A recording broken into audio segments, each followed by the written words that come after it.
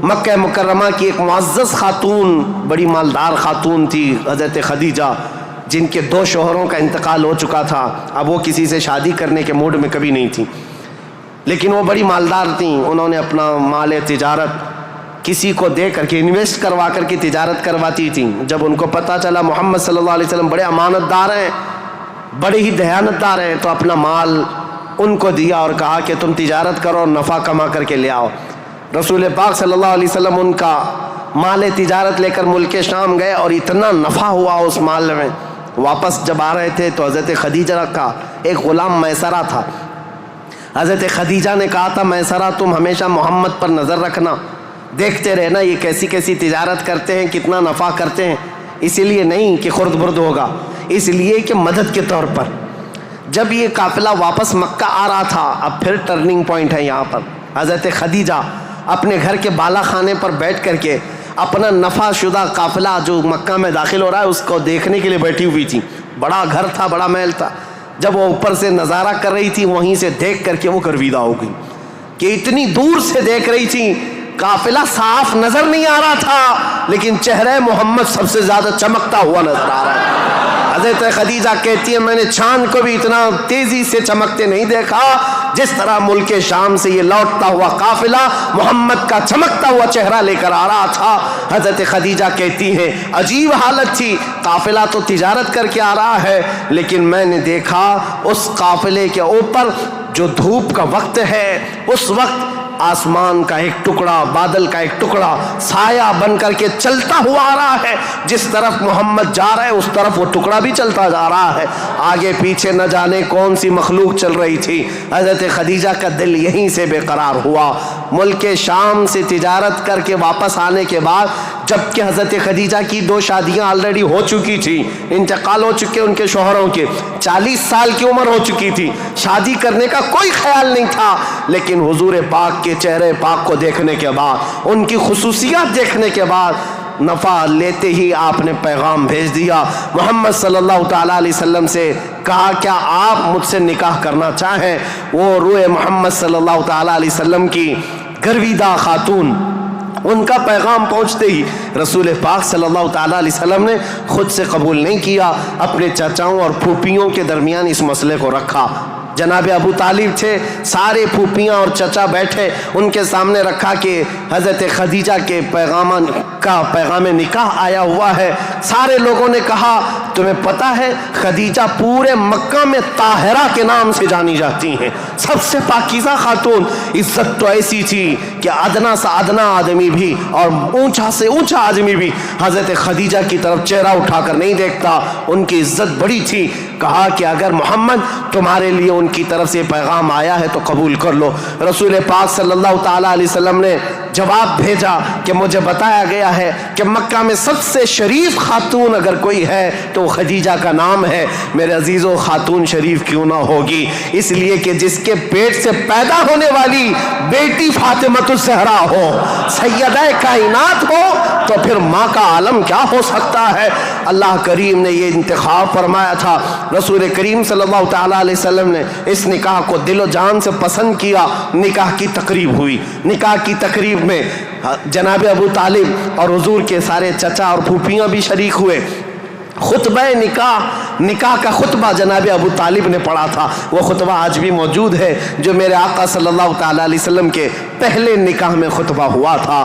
اس خطبے کے بعد، نکاح مقرر ہونے کے بعد، رسول کریم صلی اللہ تعالیٰ علیہ وسلم کی یہ شریک حیات، یہ رفیق حیات، یہ محبوب رب العالمین سیدہ خدیجہ حضور کی ایسی وفا شعار خاتون بن کر کے رہی کہ اللہ کی قسم آج بھی پوری روئے زمین پر جو میرے آقا کی اولاد سادات کے نام سے جانی جاتی ہیں، وہ کہیں اور نہیں، وہ خدیجہ کی بیٹ سے پیدا ہونے والی اولاد ہے۔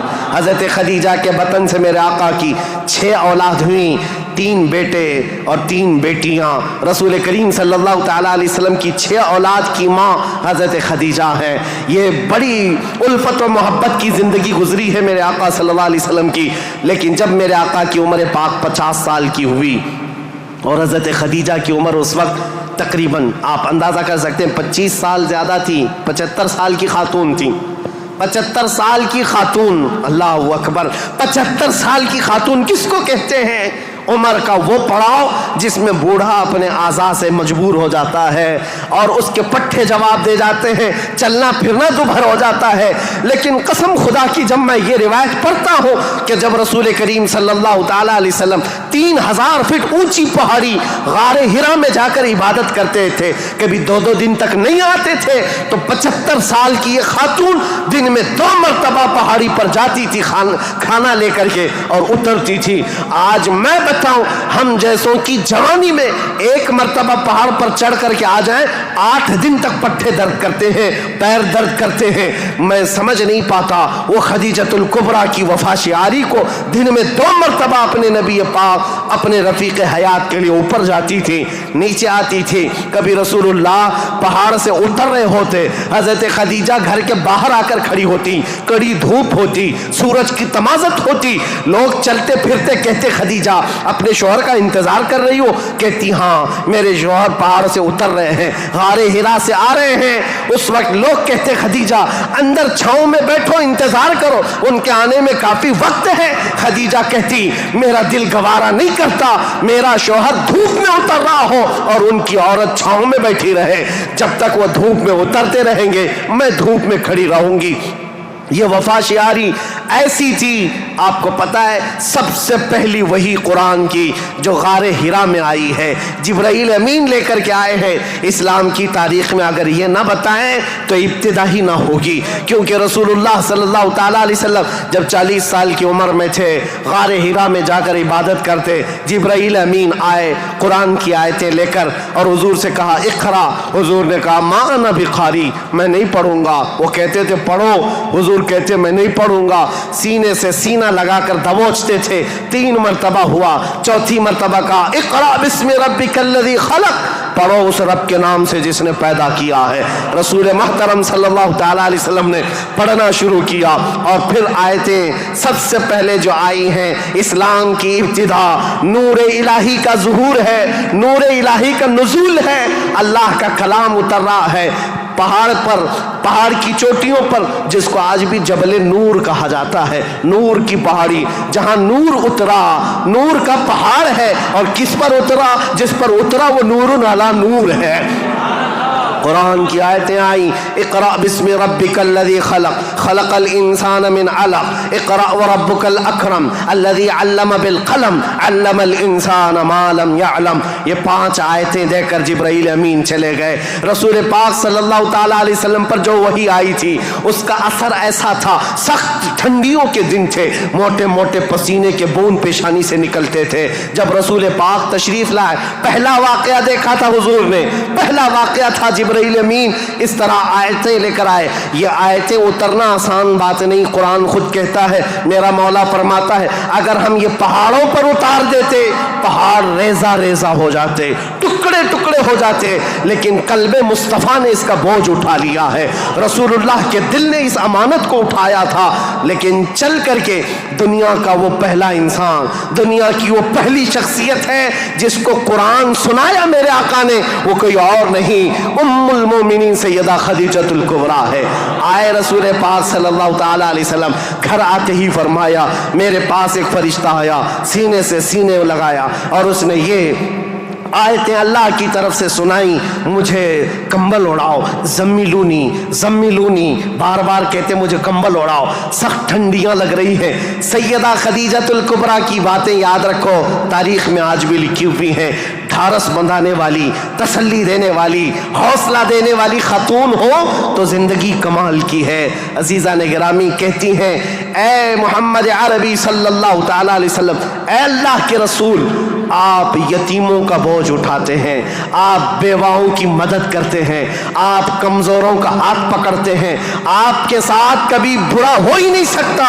یہ جو اترا ہے وہ آپ کی بھلائی کے لیے ہے۔ ان قریب آپ دیکھیں گے زمین و آسمان کی ساری چیزیں اللہ تعالیٰ آپ کے لیے مسخر فرما دے گا۔ یہ خدیجۃ الکبریٰ رضی اللہ تعالیٰ عنہ کی حوصلہ افزائیاں تھی۔ یہاں سے میرے آقا صلی اللہ تعالیٰ علیہ وسلم پھر مکہ تشریف لائے، اور آپ کو پتہ ہے سب سے پہلے مکہ مکرمہ میں اب تاریخ اسلام کی شروعات ہے۔ تاریخ اسلام کی شروعات ہے۔ اسلام کی تاریخ سے پہلے میں نے اتنا بیک گراؤنڈ بتا دیا، تاریخ بتا دی، حالات بتا دیے، سیاسی حالات، مذہبی حالات، اخلاقی حالات۔ اب جو شروعات ہوئی وہ کہاں سے؟ غار حرا سے شروعات ہوئی، اور اس کے بعد سب سے پہلے گھر آئے میرے آقا، اور سب سے پہلا مسلمان جو اسلام میں داخل ہوتا ہے وہ کوئی اور نہیں، ام المومنین خدیجۃ الکبریٰ، گھر والی سب سے پہلے اسلام میں داخل ہوئی ہیں۔ روایتوں کی تطبیق کے اعتبار سے الگ الگ مفسرین محدثین نے بیان کیے ہیں۔ سب سے پہلے اسلام لانے والوں میں صدیق اکبر بھی ہیں، مولا کائنات بھی ہیں، اور حضرت خدیجہ بھی ہیں، حضرت زید بھی ہیں، حضرت بلال بھی ہیں۔ سب کی کیٹیگری کے حساب سے ان کو اول درجے میں رکھا گیا۔ عورتوں میں سب سے پہلے حضرت خدیجہ، بچوں میں مولا کائنات۔ بہرحال سب سے پہلا جو اسلام شروع ہو رہا ہے وہ حضرت خدیجہ خود کے گھر سے رسول اللہ نے شروع فرمایا، اور اس کے بعد پھر مکہ والوں کو جمع فرمایا۔